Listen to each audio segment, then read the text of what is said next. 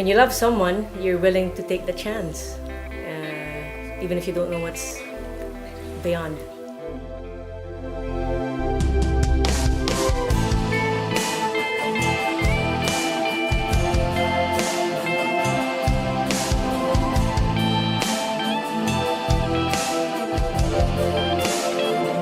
Saint Josemaría Escriva, the founder of Opus Dei, was canonised in October 2002. He taught that everyone can find God in their daily lives and activities, work and families. Many of his teachings were filmed during the catechetical journeys that he made in the 1970s, and today in the UK and Ireland there are many people who benefit from his preaching on how to form a Christian family.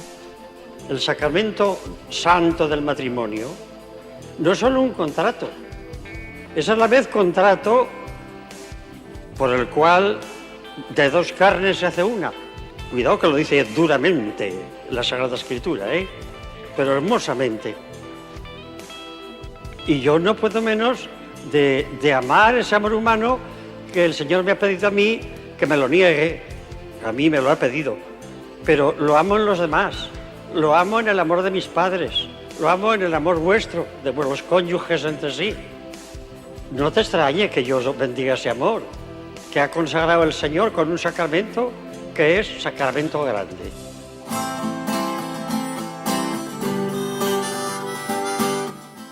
They give meaning to everything, and the purpose of my life, the purpose of our marriage, is made very clear to me when I come home and I see my wife and my son.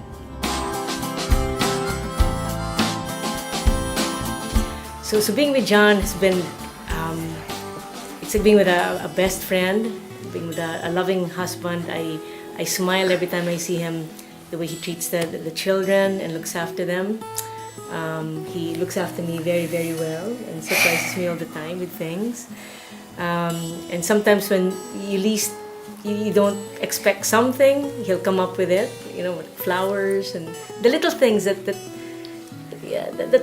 make you happy. Animaos pues, los que estéis casadas y los que estéis casados. Podéis y debéis ser unos santos cristianos. Ser santo no es hacer beaterías y hacer cosas raras. Es sencillamente lo ordinario de cada día mejor hecho. Y cuando no podemos hacerlo mejor, cada día con más pena por no haberlo hecho mejor. Y renovando los propósitos y a luchar. ¡Hala! Un poquito cada día. For me, the message of St. Josemaría about ordinary life is that captures it for me, because we're doing the same things all day. Pretty much everybody is trying to do the best for their family. They're trying to work hard. They're trying to work on their marriage relationship. They're trying to do the ordinary everyday things and do the best for their children and bring up their children well. But if you can apply a kind of a Christian spirit to that, it adds a whole depth and quality to what you do, and yet you don't have to be doing anything different. You're just trying to do things with maybe a deeper intention and with a sense of trying to live as a Christian in the middle of the world. Putting love into everything that you do in the family, it just makes the job much more meaningful, because it's not very exciting. But if you understand what St. Josemaría was teaching, that everything can be sanctified, that you can be doing God's work, whatever the job is, whether you're cleaning the children's teeth or disciplining them, however nice the job is, however unpleasant the job is, it's you're doing God's will, and that for me has been very strengthening. Puedes y debes ser muy santa en el estado matrimonial. Gracias. Y queriendo mucho a tu marido, de tal manera que lo lleves a Dios a través del amor humano, que dentro del matrimonio es algo que agrada mucho a Dios nuestro Señor, y que lo quiere el Señor para muchas almas, para la mayoría de las almas. Ojalá hubiera muchos hogares así. Getting married for me was extremely liberating. It has given me the sense of peace and fulfillment that I'm entirely where I'm supposed to be, at my wife's side, helping her raise a child. Debéis de tener mucho amor de Dios y mucho agradecimiento cuando os manda criaturas mostrándoos su confianza. Tantas veces cuantas viene un niño a vuestra familia, es una muestra de confianza del Señor. Estad contentos. Actually, some days when you get back and you've had a really grotty day, and you don't always see the best of other humans, and you come home to your family and there's a restorative effect of seeing the love in your children's eyes or dealing with problems in the home. It puts everything else into perspective.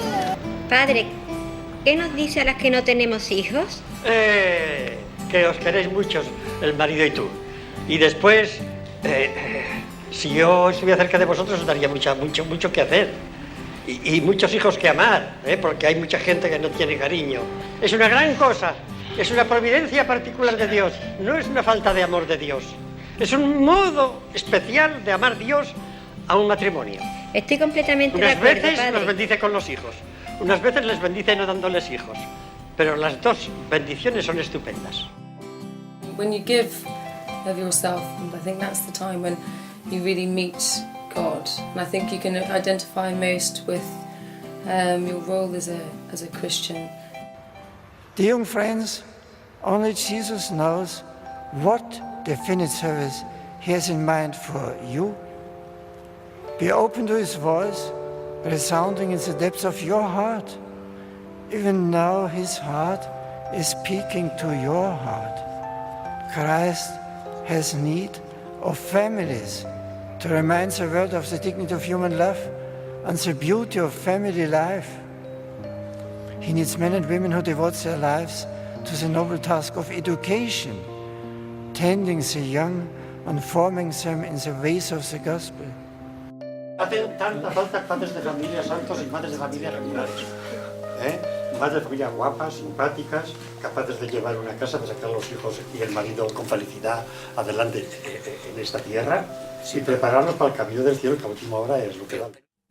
I think it's very important, as St. Josemaría says about it, to say to the children, I'm sorry, I shouldn't have, and to show that you're not perfect and that you're struggling as well, and to give them the idea that they're not going to be perfect, they have to struggle, and it's easy to be good when it's easy to be good. It's when it's not easy, that's when the kind of effort and virtue kicks in. So for them, I kind of feel it benefits them if I'm in a bad mood. That they can see that, that everybody has to learn how to, and everybody has to kind of struggle and say sorry afterwards. It is a very, very joyful thing, and he really, in a lot of his writings, he really emphasises putting the joy back into the family, putting the sort of that atmosphere of security and warmth and encouragement, and most importantly, acceptance of who you are. But the effort is not one big snap of the finger. It's all the little things that make it very special. Los hijos se fijan en todo. De manera que todas las cosas que pasan en el hogar influyen para bien o para mal en vuestras criaturas. It's just trying to remind them over and over again. It's not just about mum and dad doing it. It says, please help us. Mum and dad have been working all day. Why can't you do what we've asked you to do? It's about instilling order. And the thing is, we sound like a broken record. And when we get to this height of passion in terms of how we speak, I always tell the kids, I have to record my voice so that I don't have to speak anymore. You just have to put it on and it'll tell you, okay, come home, where's mommy's and daddy's kiss, put your bags in the closet, hang your coats in the coat rack. Procurad no esconder vuestra piedad. Procurad ser muy limpios en vuestra conducta. Y ellos aprenderán y serán la corona de vuestra madurez y de vuestra vejez.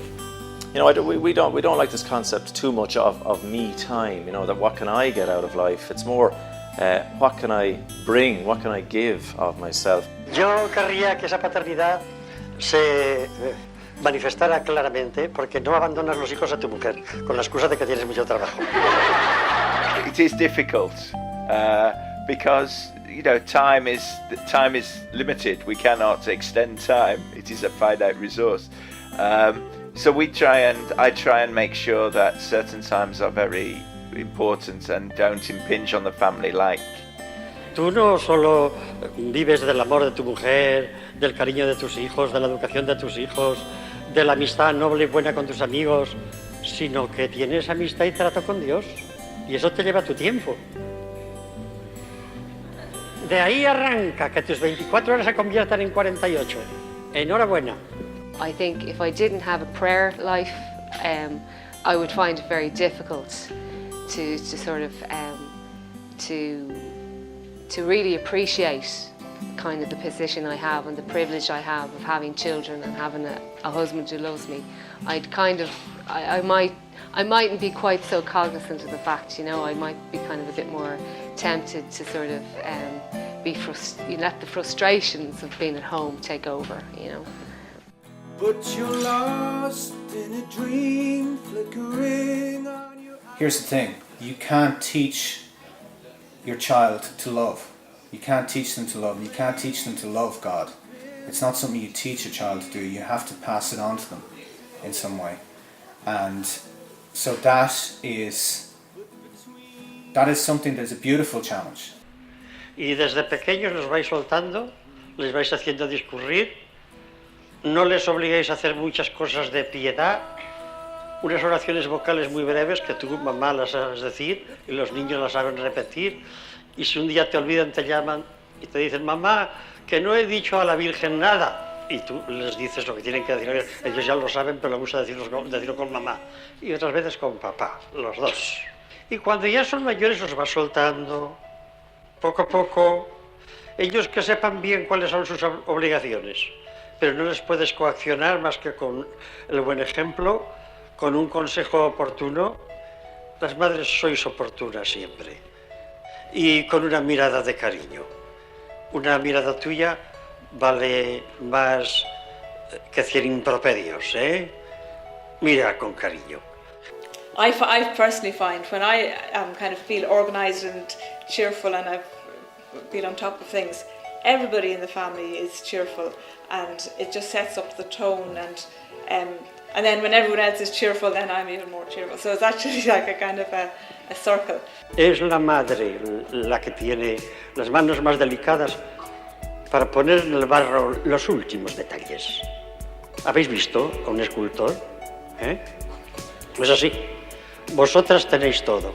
En esas conversaciones con los hijos, cediendo a veces y otras veces sin ceder, pero sin poneros tozudas y sin levantar la voz a grandes gritos. Y son pequeños sin darles cachetes, que después os arrepentís de darlos. ¿No lográis nada? No lográis nada más que os enfadáis y después os tenéis que desenfadar. Mira tú qué gracia. Luego, un poquito de conversación con los hijos va bien. Y consigue después que tu marido tenga un rato de conversación con los chicos antes de que sean mayores. Que se los lleve de paseo o de excursión. First comes the husband and then the children. A lot of affection and love, caring for them. You know, naturally they come to me because I'm a bit softer than Dominic. He's more disciplinarian with them.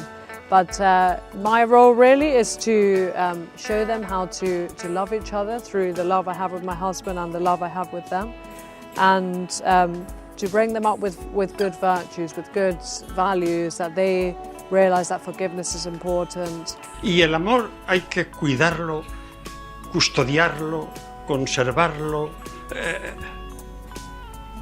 limpiarlo, defenderlo, como se defiende a los hijos.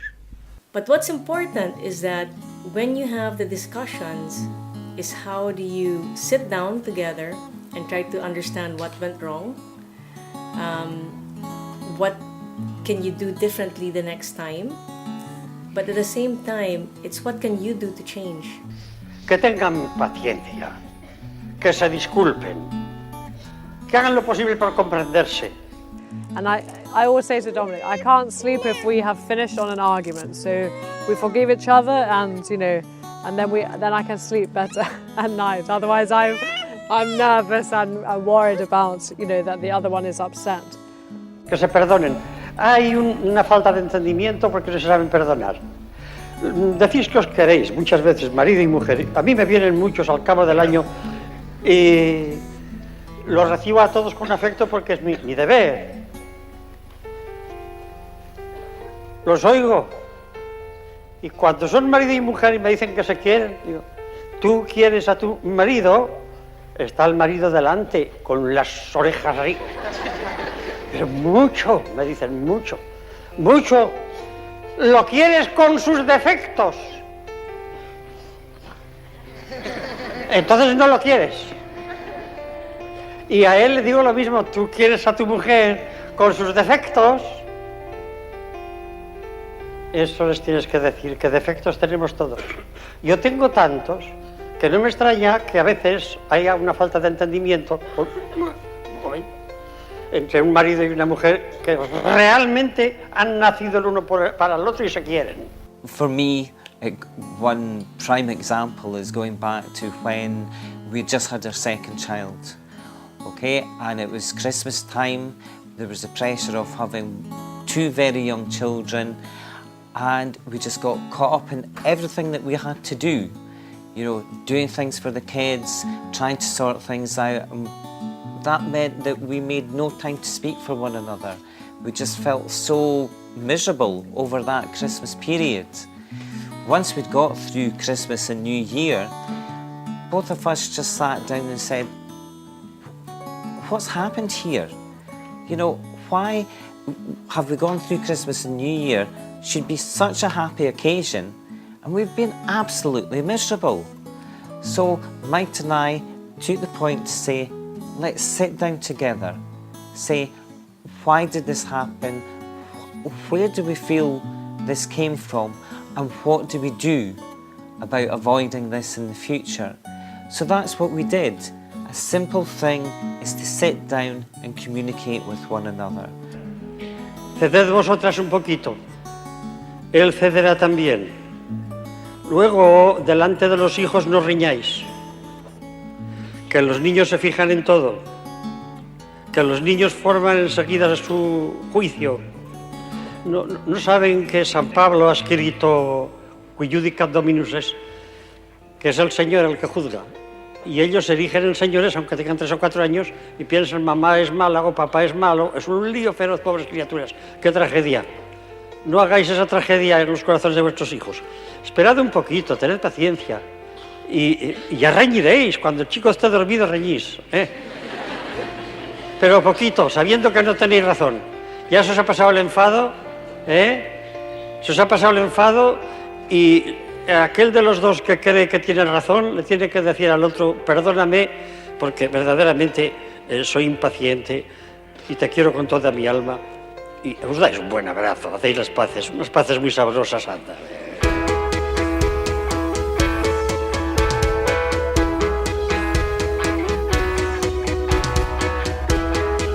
I suppose the best thing is having our children, and the most challenging thing is having your children. It's probably one of the best things that happened in our marriage. Los educas y te ayuda tu marido. Porque a veces los maridos son tranquilitos y dejan a la mamá que se ocupe de los niños. Y está muy mal hecho, y solo de mi parte a tu marido, que está muy mal hecho, que son unos tranquilos. Que el mejor negocio que tienen es ocuparse de los hijos. Por lo tanto, que te ayude. The thing is that it's how you look at these things. Like the next nappy you have to change, right? You can either look at that and say, oh God, not again, or you can say, this is a moment with my child. Por lo tanto, vete con tu mujercita y con tus niños. Si es necesario ponerse a gatas con los pequeños, te pones a jugar con un tren o con soldaditos. Ya no hacen soldaditos de plomo, qué pena, ¿eh? Y hacerte amigo de tus hijos. Este es el gran consejo. And it's about God seeing us as an instrument through that love that we can give to a family, and the fact that we've been chosen and we've been blessed to actually do that. You must be very organised, and you must treat the family home with as much of a professional attitude as you would in the workplace if somebody was paying you to do that particular job. Every child has a job to do in the house, a daily job that they have to do, not for themselves, but for the family.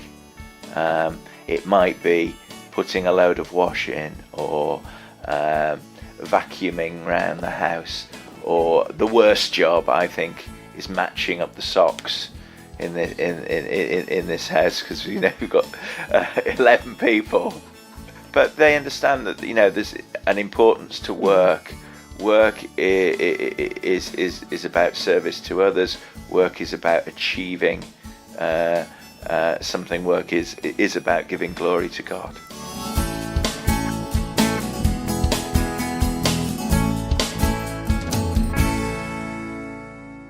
At 15 months between our first two little boys, and we didn't think we could have a third, so it was a huge it was amazing to know that we could have another boy. We never thought we'd have any children, so to be pregnant with a third child was amazing for both of us.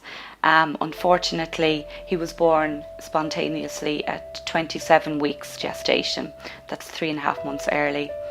He was resuscitated on birth. He is now 2.5. He's 24/7 care. He's only discharged from Temple Street Children's Hospital, and he has a tracheostomy for airway problems. He's on a ventilator at night time and is peg tube fed. So it's been incredibly hard and very difficult the last 2.5 years. I suppose I never felt I had a cross to carry, and these were true crosses. And of course at times you felt, why me? There is that. At the same time, you're kind of a selfish feeling maybe, or why can't it be somebody else? And sometimes I turn that around the other way and say, why not me? And that is, that's the cross that we've been given. And I suppose on the other hand, to look at it as a grace as well. Very difficult. As a grace, that you're given a grace. It's a cross in one sense, but it's also a grace. ¿Qué sería sin el dolor? El mundo. Sería una pena. Un cuadro sin sombras es un cuadro sin cuadro. Solo con luces, no. Tiene que haber sombras. Y el dolor llevado por amor es algo muy sabroso, muy bueno. Todas las mamás lo saben. You learn that love is so unconditional, that you get through it. You use the cross, I think, as a guide every day. Sometimes you think, why me, and why we could, be given this. But as Colm said, it's a grace and a gift, and I think that's part of the cross and part of its unconditional love. Diles que el Señor del cielo es su Padre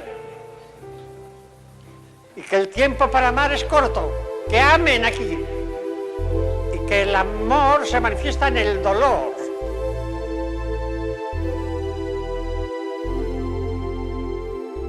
It's about trying to make that other person happy, and I think by making that other person happy, that makes you feel happier in yourself. You cannot quantify them. They surpass all your expectations. Nobody can tell you for sure that your life is going to be easy and everything you want is going to happen, but you have to take a chance on happiness. That's the biggest thing.